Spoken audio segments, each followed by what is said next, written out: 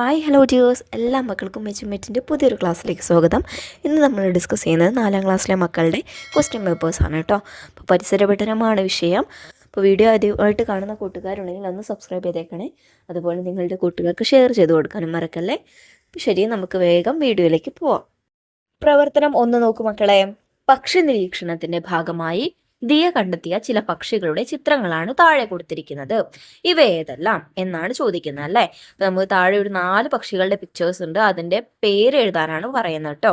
ഒന്നാമത്തെ പക്ഷി ഏതാണ്? തത്ത. രണ്ടാമത്തേത് വേഴാമ്പലാണ്. മൂന്നാമത്തേത് ടർക്കി. നാലാമത്തേത് മൂങ്ങ. അതിലെ ബി ക്വസ്റ്റ്യൻ നോക്കൂ മക്കളെ. പക്ഷികളെ കൊണ്ട് നമുക്ക് ധാരാളം പ്രയോജനങ്ങൾ ഉണ്ടെന്ന് നിങ്ങൾക്കറിയാമല്ലോ. അവ എഴുതി നോക്കൂ എന്നാണ് പറഞ്ഞിട്ടുള്ളത് അല്ലേ. പക്ഷികൾ കൊണ്ട് നമുക്കുണ്ടാവുന്ന ഉപകാരങ്ങൾ, പ്രയോജനങ്ങളൊക്കെയാണ് എഴുതാൻ പറഞ്ഞിട്ടുള്ളത്. ഇപ്പം എന്തെല്ലാം ഉണ്ട് മക്കളെ?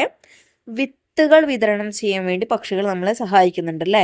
പഴങ്ങളൊക്കെ കഴിച്ച് അതിൻ്റെ വിത്തുകൾ അതിലെ കാഷ്ടത്തിലൂടെയും മറ്റും വിതരണം ചെയ്യാൻ വേണ്ടി സഹായിക്കുന്നുണ്ട്. പിന്നെ എന്തൊക്കെ സഹായിക്കുന്നുണ്ട്? മാലിന്യ നിർമ്മാർജ്ജനത്തിന് സഹായിക്കുന്നുണ്ട് അല്ലേ. പക്ഷികൾ, എസ്പെഷ്യലി കാക്ക പോലുള്ള പക്ഷികൾ നമ്മുടെ മുറ്റം എല്ലാം ക്ലീൻ ആക്കാൻ വേണ്ടി സഹായിക്കുന്നുണ്ട് അല്ലേ. പിന്നെ എന്തിനൊക്കെ സഹായിക്കുന്നുണ്ട് മക്കളെ? കീടങ്ങളെ നിയന്ത്രിക്കാൻ വേണ്ടി സഹായിക്കുന്നുണ്ടല്ലേ. കൃഷിയിടങ്ങളിലും മറ്റും ഉണ്ടാവുന്ന പുഴുക്കളും പ്രാണികളൊക്കെ ഭക്ഷിച്ച് നമ്മളെ സഹായിക്കുന്നുണ്ട്. സി നോക്കൂ. പറക്കാൻ കഴിയാത്ത ഒരു പക്ഷി. പറക്കാൻ കഴിയാത്ത ഒരു പക്ഷിയെ കുറിച്ച് എഴുതാനാണ് പറയുന്നത്. അല്ല, പക്ഷിയുടെ പേര് എഴുതിയാൽ മതി കേട്ടോ. ഏത് പക്ഷി? നമുക്ക് ഒട്ടക പക്ഷി എഴുതാം അല്ലേ. ഇനി പ്രവർത്തനം 2 നോക്കൂ. ഭീം സിംഗ് രാജസ്ഥാനിൽ നിന്നും അറബിക്കടലിനോട് ചേർന്ന് കിടക്കുന്ന സംസ്ഥാനങ്ങളിലൂടെ തമിഴ്നാട്ടിലേക്ക് യാത്ര നടത്തി. ഓരോ സംസ്ഥാനത്ത് എത്തുമ്പോഴും അദ്ദേഹം സംസ്ഥാനം, തലസ്ഥാനം, ഭാഷ എന്നിവ എഴുതി തയ്യാറാക്കുകയാണ്. അതിലെ ക്വസ്റ്റ്യൻ നോക്കൂ.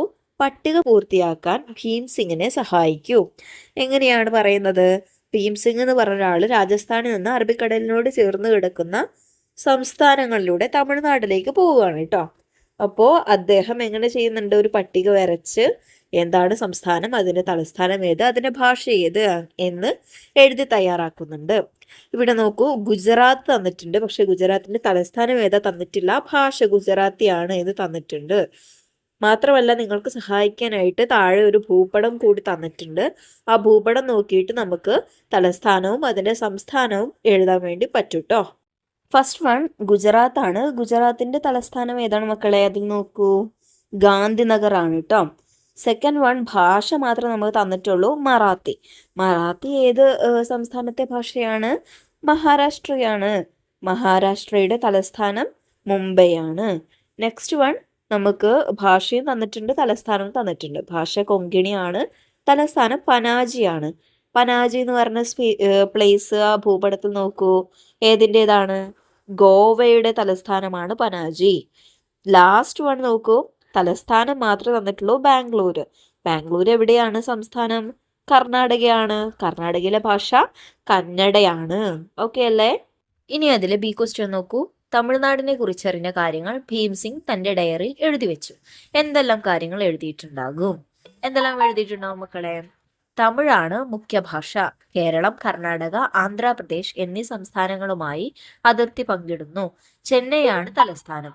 പോണ്ടിച്ചേരി ഇവിടുത്തെ മറ്റൊരു പ്രധാന സ്ഥലമാണ്. ഇനി സി ക്വസ്റ്റ്യൻ നോക്കൂ.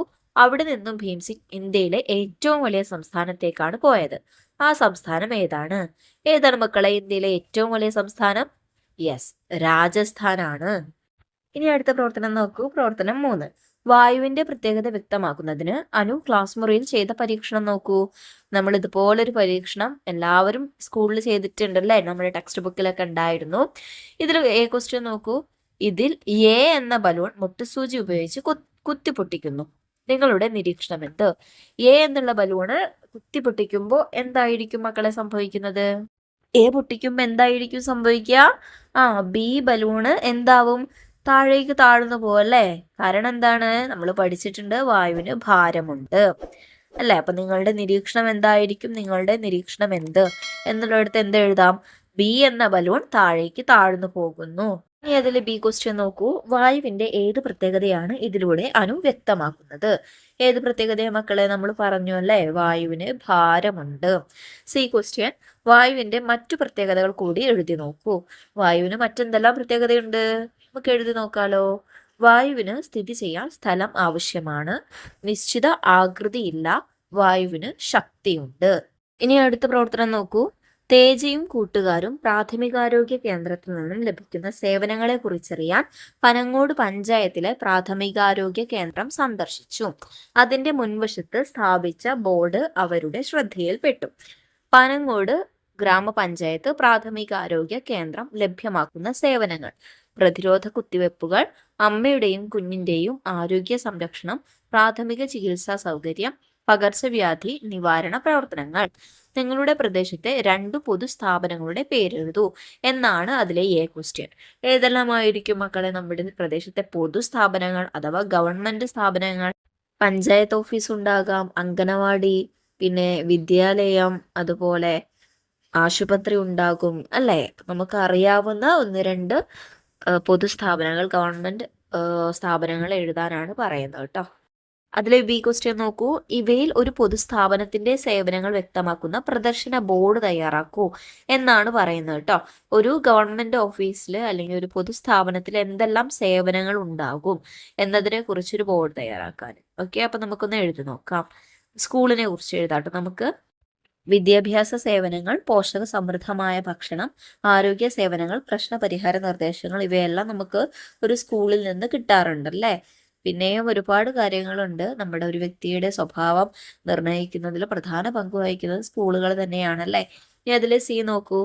നിങ്ങൾ താമസിക്കുന്ന പ്രദേശം ഏത് തദ്ദേശ സ്വയംഭരണ സ്ഥാപനത്തിൽ ഉൾപ്പെട്ടതാണ് എന്നാണ് ചോദ്യം. തദ്ദേശ സ്വയംഭരണ സ്ഥാപനങ്ങൾ എന്ന് പറഞ്ഞാൽ ഏതെല്ലാമാണ്? ഗ്രാമപഞ്ചായത്ത്, ജില്ലാ panchayat, block panchayat, corporation, municipality, അങ്ങനെ പോകുന്നതാണല്ലേ. മിസ്സിൻ്റെത് ഗ്രാമപഞ്ചായത്താണ്. സോ ഞാൻ അതിവിടെ എഴുതുന്നുണ്ട് കേട്ടോ. ഇനി അടുത്ത പ്രവർത്തനം നോക്കൂ.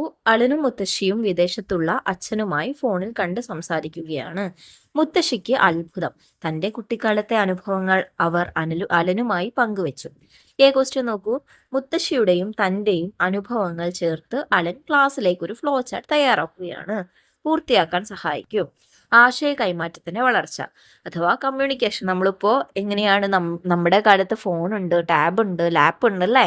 പണ്ട് കാലത്ത് അങ്ങനെയൊന്നും ഇല്ലല്ലോ, കത്ത് മാത്രമല്ലേ ഉണ്ടായിരുന്നുള്ളൂ.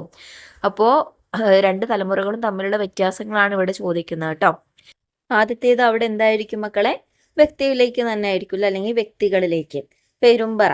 പെരുമ്പറ എന്ന് പറഞ്ഞാൽ എന്താണ്? ഒരു ചെണ്ട പോലുള്ളൊരു ഉപകരണമാണ് കേട്ടോ. അത് കൊട്ടിയിട്ടായിരുന്നു പണ്ട് എന്തെങ്കിലും അപകടങ്ങളൊക്കെ ഉണ്ടെങ്കിൽ അല്ലെങ്കിൽ എന്തെങ്കിലും അത്യാവശ്യ കാര്യങ്ങളൊക്കെ ഉണ്ടെങ്കിൽ അറിയിച്ചിട്ടുണ്ടായിരുന്നു കേട്ടോ. പിന്നെ അതിന് താഴെ പത്രം, അതിന് താഴെ റേഡിയോ എന്നുണ്ട്, അതിനപ്പുറത്ത് എന്തായിരിക്കും?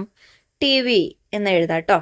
ഇനി നെക്സ്റ്റ് പാർട്ടിൽ വ്യക്തിയിലേക്ക്, അതിന് താഴെ പെരുമ്പറ പോലെ തന്നെ നമുക്ക് എന്തായിരുന്നു ഉണ്ടായിരുന്നത്? അനൗൺസ്മെന്റുകളായിരുന്നു അല്ലേ. പിന്നെ കത്ത്, അതിന് താഴെ ഇമെയിൽ, പിന്നെന്തായി? മൊബൈൽ ഫോണുകളായി. ബി നോക്കൂ. ലോകത്തിലെ എല്ലാ ഭാഗങ്ങളിലുമുള്ള കമ്പ്യൂട്ടറുകളെ പരസ്പരം ബന്ധിപ്പിച്ച് വിവരങ്ങൾ കൈമാറുന്ന സംവിധാനം. നമുക്ക് എങ്ങനെയാണ് എല്ലാ ലോകത്തേക്കും വിളിക്കാനും അതുപോലെ മെസ്സേജുകൾ അയക്കാനൊക്കെ പറ്റുന്നത് മക്കളെ? എന്തിന്റെ സഹായത്തോടു കൂടിയാണ്? ഇന്റർനെറ്റിന്റെ സഹായത്തോടു കൂടിയാണല്ലേ. നെറ്റ് ഇല്ലെങ്കിൽ നമുക്ക് വേറെ എങ്ങോട്ടെങ്കിലും മെസ്സേജ് അയക്കാനോ അല്ലെങ്കിൽ കോൾ ചെയ്യാനോ പറ്റില്ലല്ലോ. അപ്പോൾ ഇന്റർനെറ്റ് എന്നാണ് അവിടെ എഴുതേണ്ടത് കേട്ടോ. സോ നമ്മൾ ഇന്ന് ഇത്രയും കാര്യങ്ങളാണ് ഡിസ്കസ് ചെയ്തിട്ടുള്ളത്. മക്കൾക്ക് എല്ലാവർക്കും ക്വസ്റ്റ്യൻസും അതിൻ്റെ ആൻസേഴ്സൊക്കെ മനസ്സിലായി എന്ന് വിശ്വസിക്കുകയാണ്. വീഡിയോ യൂസ്ഫുൾ ആയിട്ടുണ്ടെങ്കിൽ നിങ്ങളുടെ കൂട്ടുകാർക്ക് കൂടി ഒന്ന് ഷെയർ ചെയ്യണേ. അതുപോലെ നിങ്ങളുടെ അഭിപ്രായങ്ങൾ കമൻറ്റ് ബോക്സിൽ കമൻറ്റ് ചെയ്യാനും മറക്കല്ലേ. പുതിയൊരു വീഡിയോയുമായി വീണ്ടും കാണും. താങ്ക്